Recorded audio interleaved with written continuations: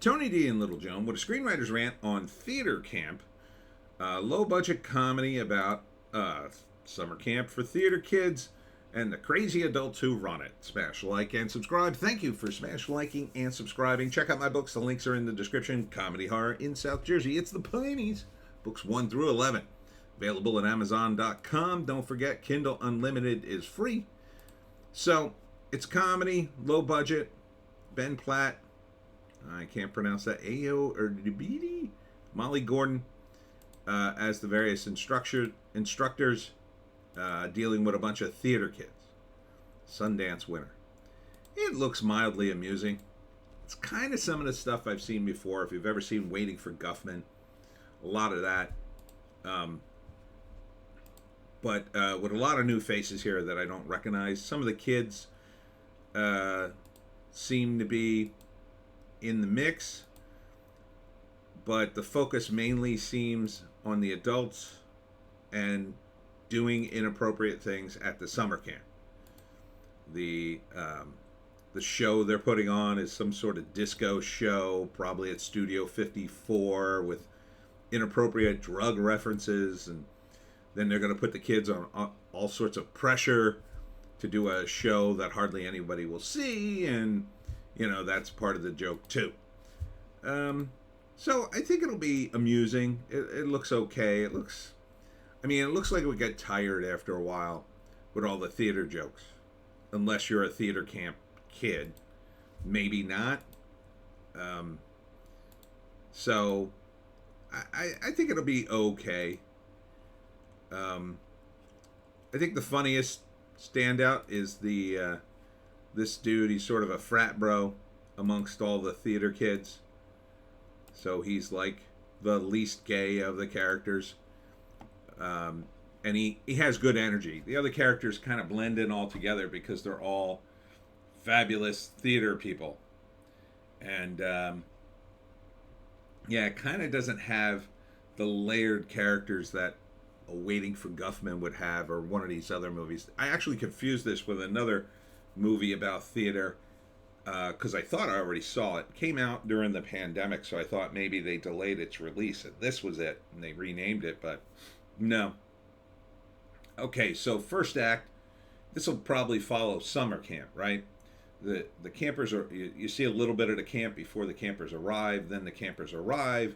You are introduced in a pseudo-documentary style to all the characters, all the instructors, all the main kids that you're going to see throughout the camp, and their plans for doing this inappropriate show, right? And then they start holding auditions. The second act, they finish the auditions, they pick the kids, generally the main characters in the movie. They're going to be in the show. There's a lot of pressure. But of course, there's really not. It's all exaggerated because the show is just at a summer camp, and who's going to see it other than the parents? And then the trials and tribulations of putting on their crazy show, which is probably totally inappropriate. Here's the crazy lunch lady pouring wine into the beans. This guy, one of the many sort of fabulous theater people, telling the frat bro, all the straight plays have to be gay, meaning that they all have to be musicals. I'm not sure if that's a thing in theater camp. I didn't go, but those are the level of the jokes. They're kind of hit or miss for me. I think you probably need more layered characters here, like in Waiting for Guffman. They all sort of had their own deals outside of Guffman's play, but these guys are just sort of they're just sort of going along with the whole thing. And then, of course, the third act is their actual show. Totally inappropriate. Maybe parents show up for it and complain, and there's fallout from it, and maybe the camp's going to be closed down, or maybe we get to see glimpses of what next year will bring us and all that good stuff. So it's not a bad concept. Definitely a good concept for a low-budget movie because all the action takes place at the summer camp. Right, so once you have access, that's kind of funny. Once you have access to the compound, you could shoot the whole thing and you have an excuse to keep all the characters in the same location. So it saves you on locations. And hopefully you have access to the compound for long enough to shoot the damn thing. So, it's a good setting. I don't think I'd go to the theater for it. Maybe an art house release if I was on a date or something. But probably would wait for VOD, a rental, as we say. And if I heard it was bad, I probably wouldn't watch it at all. But it looks okay. Hopefully it would be a tight 90. I mean, that Sundance liked it. It's not the endorsement it used to be, but it's probably very watchable. Hopefully it doesn't drag on. It's got to be funny though. See, Waiting for Guffman, I think it was bigger. The characters were bigger. Maybe that's unfair to compare, but that's what it's competing against. You got to go big in comedy. There's some bigness here.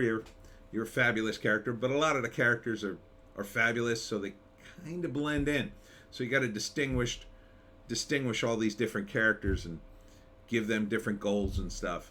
Not totally seeing that in a trailer, but it's hard to show that in a trailer, so I could kind of forgive it. So I think it'll be okay. I think it'll be watchable. Certainly if you went to theater camp or summer camp, this could be something you'd be into. I think it'll be at least mildly amusing, possibly very funny, possibly. So, yeah, that's theater camp. No real write-up here.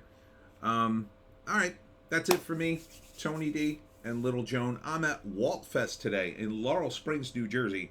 It starts in about a half hour. It's raining now, but it's supposed to let up. So I hope you come out. Give it, bring an umbrella, but I think it'll let up by 11-ish, 11:30-ish. I'll be talking about how to hunt the Jersey Devil, and we'll see you later with more videos.